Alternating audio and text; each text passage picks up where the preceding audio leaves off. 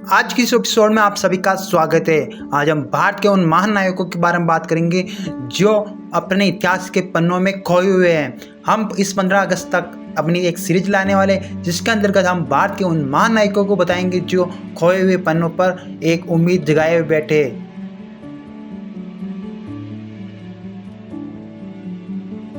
आज की इस एपिसोड में हम बात करेंगे असम के एक सेनानी किरण बाला के बारे में, जिस सेनानी ने पूरे देश को गौरवान्वित किया। भारत की एक महान नायिका किरण बाला बोरा का जन्म 1904 में असम के नागांव जिले के उत्तरी हेबोर गांव में शिक्षक कमल चंद्र पंडित और सरोज देव के घर हुआ था। उस समय भारतीय समाज में महिलाओं को स्कूल भेजने के विरोध के बावजूद बोरा ने तीसरी कक्षा तक की स्कूल की पढ़ाई की थी। कम उम्र में ही उनका विवाह नागांव के कांगपुर निवासी साकीराम लश्कर से हो गया। अपने पति की मृत्यु के बाद बोरा अपने माता पिता के घर वापस आ गई। किशोर अवस्था में ही उन्हें देश के क्रांतिकारी आंदोलन में रुचि हो गई। भारत के स्वतंत्रता आंदोलन में योगदान। 1920 की गर्मियों में विशेष रूप से जलियांवाला बाग हत्याकांड के बाद भारत को ब्रिटिश शासन से आज़ादी दिलाने के विचार का पुनरुत्थान हुआ। गांधी जी के नेतृत्व में सैकड़ों लोगों ने पूरे भारत में अहिंसक विरोधी प्रदर्शनों में भाग लिया। बोरा ने कांग्रेस को भारत के पूर्वोत्तर भागों में गति प्रदान करने में मदद करने के लिए धन जुटाया। उन्होंने पूर्ण चंद्र शर्मा, महेंद्र बोरा, हलधर भुयान और डी.के. बरुआ जैसे नेताओं के साथ भी काम किया।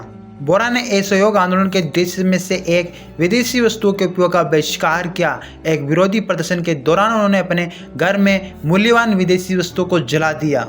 यूरोप में निर्मित कपड़े खरीदने के बजाय बोरा ने सूती कातना और अपना कपड़ा खुद बनाने शुरू कर दिया। बोरा ने अफीम और भांग जैसे नशीले पदार्थों के उपयोग का भी विरोध किया।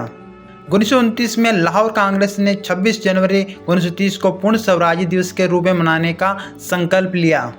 तदनुसार कालियाबीर की 400 से अधिक महिलाएं, जिनमें बोरा भी शामिल थे, ब्रिटिश भारतीय सरकार की अवज्ञा करते हुए इस समारोह में शामिल हुए। पुलिस ने महिलाओं को भाग लेने से रोक दिया और कथित तौर पर कई महिलाओं को पिटाई की गई।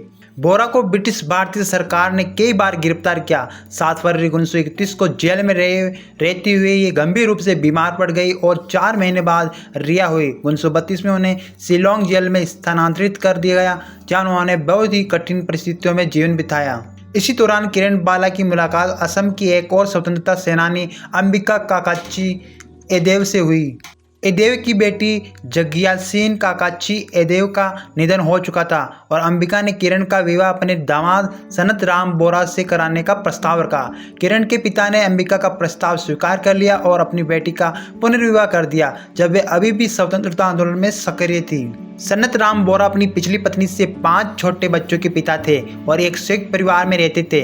नवस्थापित सामाजिक धार्मिक संगठन श्रीमती शंकर संघ की संस्थापक सचिव होने के नाते किरण ने अपने संयुक्त परिवार की जिम्मेदारी संभाली और भक्तों की सेवा की। उनके पति ने उनके राजनीतिक जीवन में उनका भरपूर सहयोग किया। 1930 के दशक में गांधी जी ने भारतीय नमक पर ब्रिटिश कर को समाप्त करने के लिए सविनय अवज्ञा आंदोलन शुरू किया।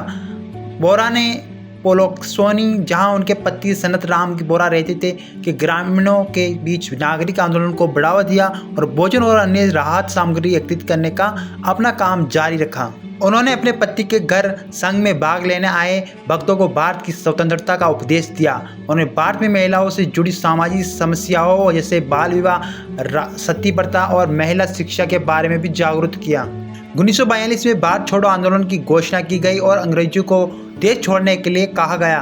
करो या मरो इस आंदोलन का नारा बन गया। जवाब में ब्रिटिश औपनिवेशिक सरकार ने आंदोलन पर दमनात्मक कार्रवाई शुरू कर दी। हजारों स्वतंत्रता सेनानियों को गिरफ्तार कर लिया और उनमें से अधिकांश को 1945 तक जेल में रखा गया। बोरा ने ब्रिटिश दमन का विरोध किया, पुलिस की लाठीचार्ज और अन्य कार्रवाई का सामना किया। वह पुलिस से छिप गई थी।